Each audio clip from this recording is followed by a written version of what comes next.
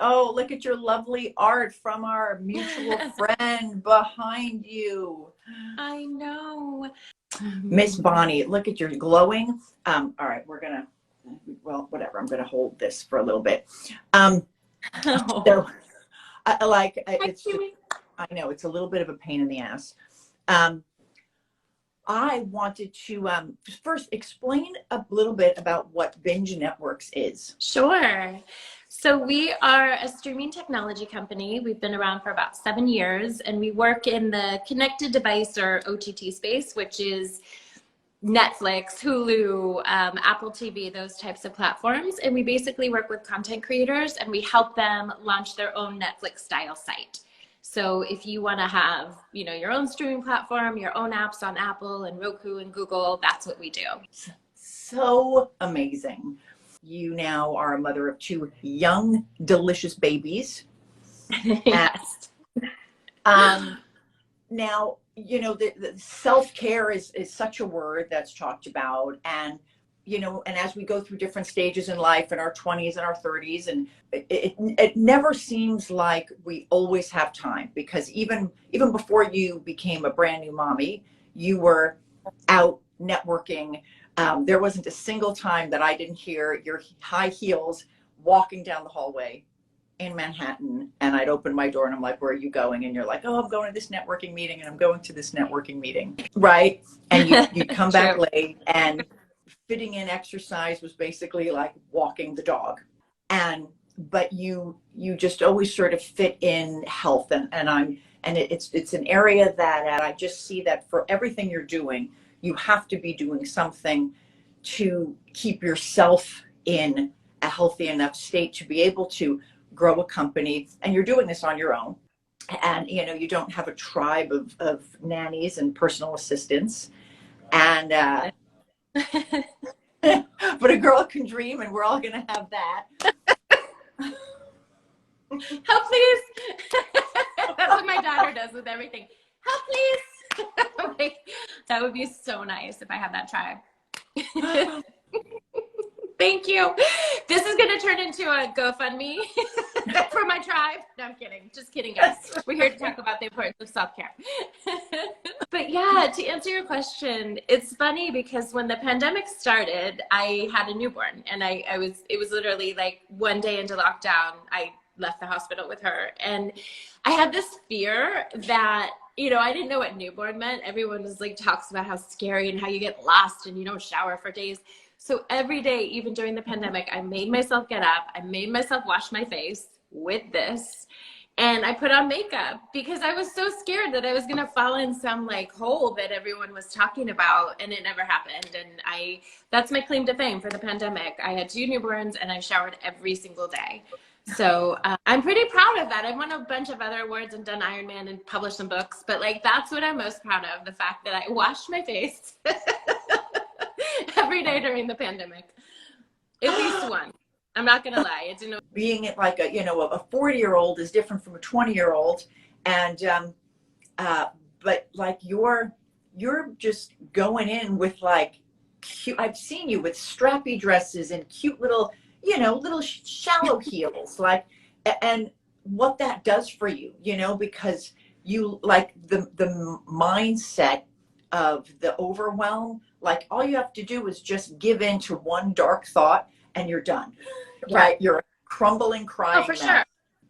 I was going to say, so, I mean, hopefully no one in my mom's group is going to watch this, because nobody knows how old I am. Everybody is like young 30s. And I just got looped in because we had a commonality. We had a newborn during the pandemic. So I just like slid right in. And then I started to realize, oh my God, there's no one that's even 40 in here. And I'm turning 50. I actually do look cuter. This light is horrible. Sorry, guys. It should look like this. And my skin does look really good because of Denise's products. I play a millennial in the group, because I've never said how old I am, and nobody knows how old I am, and I'll never confess. And so I'm a little nervous because my 50th is coming up in October, and Facebook might take me down. I don't know if it's going to say like happy 50th, or if anyone from high school is going to chime in with their like happy 50th. I'm really hoping not. But to be honest, I don't care, because it just, That's another claim to fame. I went through menopause with a newborn, and then I got another newborn in the same year. And so it's like Denise says, you can't give in to those feelings or those like, oh my gosh, I'm this, or I'm this age, or I should look like this. You know, I constantly, when I see people, like if I get in an Uber or something, I just want to ask how old they are because I want to know how I'm doing. I'm like, do I look that old? Do I look that old? You know, and it's funny because I have friends that definitely have aged more. And then I have friends like Denise that are like, you know, in a time capsule. And it's like, she never has seen the light of sun. I think it's because she played that famous vampire. She probably never goes to the sun or something. But yeah, it's really, you know, having that is really important, at least to me. And I told Denise, it's funny, and I meant it. I wasn't just saying it because I knew her, but we've had COVID twice in our family. You know, you're isolated from the whole world. Like, you can't go to Starbucks drive-through to be like, talk to me, how's your day? You can't do anything. And so my only saving grace was like at the end of the day, really hard, long, isolated day, I just wanted that smell on my face. And it was, I remember like day 11, I went and ordered 2 more bottles because it just made me happy. And, you know, it's the little things in life, I think. And it's not like it was. It's not, you know, Denise and I were gallivanting around New York City in heels and like at every event you could possibly do. Being a mom isn't that way. I still work my booty off. I'm working till 10 o'clock at night, but I'm, you know, making snacks and lunches and things. But it is like those little things that you look forward to at the end of the day that really make the difference for me. And that's why I was so excited to carve in the time to do this call, because it really has made a big difference. Aw, you give. Wait, I'm closing my door. Okay. No, we have an open office here. It's just open. So when I have to do any recording, I have to go into the bathroom. So I do the announcement. Anybody got to take a pee? Because I'm going online. I mean, I think everyone that's truly successful does Zoom calls in their bathroom. Like there's no like, you know, you're not a millionaire until you're working in your bathtub. that's what I say. My whole career, I worked for Tony Robbins for 10 years, and I traveled all over the world, and they would put us in these hotels like in London with one other stranger, you know, that worked for the company too. And so all day long you had to work in this tiny little room, and one worked in the bathroom and one worked in there. And I would have like my office set up in the tub with all my forms and my things. And I love it so much. Like my little teeny bathroom is sometimes my favorite place because it's like the one quiet place sometimes, except for the other day. All 3 people were in there with me, but that's for another your 2 children. When they do, one thing, it's funny, we do Montessori, so my kids go to a Montessori. They're in this trilingual immersion school, and the best part about it for me is they're there all day, but also the philosophy. Just kidding you. But the best part is just like the simplicity, like the, you know, lack of clutter, simplicity. And it's funny because when they started school, I did the same thing to my bathroom cabinet. You know how you open your drawer and you've got like 3 mascaras or 10, and you've got like all these nail polishes, and you've got all these things like that, you know, apricot scrub that you got in 7th grade that you still have the same tube. And just, I threw everything away. I kept like a blush, a mascara, a lipstick. I do blush on the eyes, and then just my 3 products. I do this one, I do the night, I do the clear serum, and then of course the moisturizer.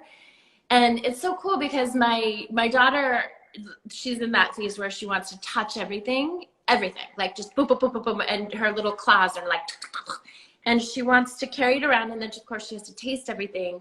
And this is the only thing that I don't freak out about. Like I don't freak out about her getting a tiny bit, you know, whereas even like Nivea or anything else, I'm like, oh, don't put that in your mouth. Not that I would let her eat it by any means. I'm not saying that, but it's like, I know Denise, and I feel so comfortable with her products that product does get in the mouth.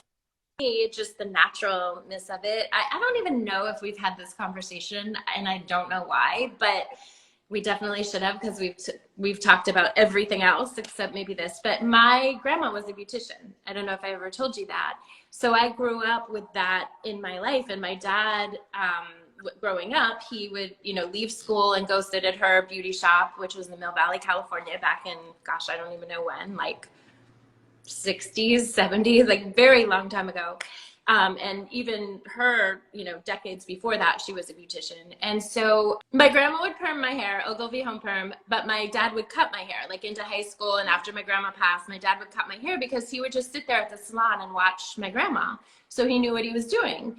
And oh yeah, she gave me highlights, like the whole 9 yards of, I always had the big Ogilvy home perm, even in like 8th grade, because my grandma could do it. But the skincare regimen, like it was always, she always used olive oil. She put olive oil on her eyes. She took off her makeup. She did olive oil, then witch hazel. And so it was just very, very basic. And of course, you know, you want to rebel. And I'm like, no, I'm getting this Lancome. I'm getting this Estee Lauder. And everything always hurt my skin. It turned it red. It burned my eyes. So I just, you know, after a while, of course, eventually gravitated towards that. And then when Denise started In Your Face, I saw the whole process. We were working in New York. I say in our shared apartment, but we lived next door and our doors open. The first time you heard somebody stir in the morning, poof, doors open, in and out all day long, animals in and out. And I remember the day she's like, ooh, I just did this job. I can buy these bottles. I want to launch this skincare line. And then now it's like a behemoth. But it's funny because in the beginning I was like, oh, I don't know, because I have to support her because she's my bestie, but like I can't use anything on my skin. Everything I know, I can only use like one simple product. And then I tried it and it worked for me. And then, you know, I benefit because I get to be a tester from time to time and I get all the new things and I pretty much use everything now and it works. And, Grammy would be so proud. But it's funny because that was like, that's how I grew up, the olive oil and the witch hazel, and that's what you do. And dirt cheap, you know, for 99 cents you can get a witch hazel bottle that lasts you 10 years. That's right. I know. Simple ingredients, like what you would want to put in your body. I tell people if there's a commercial for the food that you eat, it's probably not the best food for you. Like, when has there ever been a commercial for garbanzo beans? Or like, you know, there may be a guacamole commercial, but not for pure avocados. Yeah. And that was another thing. She was put avocado in our hair, cucumber on our eyes. Like we would do facials and we do cucumber, just a slice of cucumber, slice it, pop it on there. And so that's important to me. Cucumber toner. I know. Yeah. It's awesome. So yeah, I have tons of stories about grandma and her, things like that. But for today, I loved your organization. You're so good with how you keep things organized and minimized. You're always getting rid of bags of clothes. Yeah. But your ability to sort of purge and get rid of and keep things streamlined and clean has just been, I think, super vital for your success because you do so much. You do it, and now that those habits have done you in good stead because now you have 2 newborn babies and your company just still keeps growing. And you make good use of like your Pinterest boards and your, you know, you're always putting out in front of you what you want. And that's just like, and I know how that works. Like, I know you can't just keep it in your head because there's way too many other things in there, you know, and you could think, well, yeah, I want that. You know, I know it. I don't have to go and cut pictures out and put it on the wall. Well, if you actually want it to happen faster, maybe this lifetime, I would suggest doing that. And how is doing those kind of things really like helped you? Oh my God, it's everything. I mean, I wish I could find this one vision board right now, but I think it's in storage. So my journey to becoming a mom was very difficult. It took over 10 years. That's a whole other like Netflix series to be developed. So we don't need to go into that today. But what I will say, I had a lot of failures. In a 1-year period, I lost 3 children that I thought were going to be my babies. And so it was very painful. And at one point I was just like, gotta do my vision board. I made this vision board. And because I'd been all over the place, like, oh, you're getting a mixed race girl. Oh, you're getting a white boy. I just put 2 babies on there because I was like, I don't want the universe to get confused. I just want a baby. I don't want to like mess it up. I know how powerful these things are. So I put 2 on there, not thinking about it, not doing anything, and put Oprah on there, put a couple of other things. Well, that year I ended up meeting Oprah at her event in Atlanta, where she did this big, huge, we call it like one of those stadium events, and she interviewed The Rock, and it was incredible. literally everything else came true on there. And I got my baby girl, and she, funnily enough, looks just like this baby that was on the vision board, who was about 2 years old at the time, has this big smile. Like in the picture, they're giving the baby a bath, and she just has this big grin to grin smile. Well, there was this other little baby on there too, of course, because again, I didn't want to confuse the universe. And lo and behold, long story, I ended up adopting her little brother that came along 51 weeks after she was born. And that little boy looks exactly like the baby on the vision board, with these copper, he's mixed race, he's half black, with these copper loopy curls. He literally has the same cable knit sweater, just from someone gifting it to us, that was in the picture. And I'm like, geez, thank God I didn't put 3 on there, because, oh my God, I'm tired. These guns are tired. But it's really interesting. And just to answer your question, to hit it home, it's like, those things have been so powerful for me, because we all have those moments. We all have those days. I had like 2 hours of that this morning, where it feels like you're in the washing machine. Nothing's going to work. You're like, how am I going to do this? I can't even, get my act together. Yesterday, I had 2 puking kids. Our air conditioning broke. Our Wi-Fi went off. Like, just all the things that we all deal with on a day-to-day basis. But I never get caught in that. Like, I'm always just like, oh my gosh, I know at the end of the day, we're all going to go to bed, and then we're going to wake up tomorrow, and it's going to be beautiful, and here's our goals. And so those things really help me in those moments of just being able to be like, you know what, this is a blip. Like, it's a period in time, and here's what I really want. So by focusing on this, I don't have to worry about all of this. And honestly, we had the best day yesterday. Like, we went to the car wash, we went to Home Depot, we planted succulents. Like, we really chose, like, in the morning, I told them, because that's not fun to walk into on a Monday when you think you're going to work and you have a full schedule. And I was like, you know what? We're going to make it a great day. And I just pulled them both up, stuck them in the bathtub, washed it all out of their hair. And then we went and we made it a great day. And, and I know, like, I have my goals. It's not like just because I was derailed that the whole life's going to house of cards. It's just, and then I washed my face last night with my product. And so anyway, I just share that because thank you for asking about that. And those things have really helped me in my life. Just chunk everything down and know, like, okay, we're just trudging through it. It used to be different. I used to be trudging through the snow in New York to make my business successful. And now I'm just, trudging through little throwing up babies and still just focused on those goals. So that's what I have to say about that.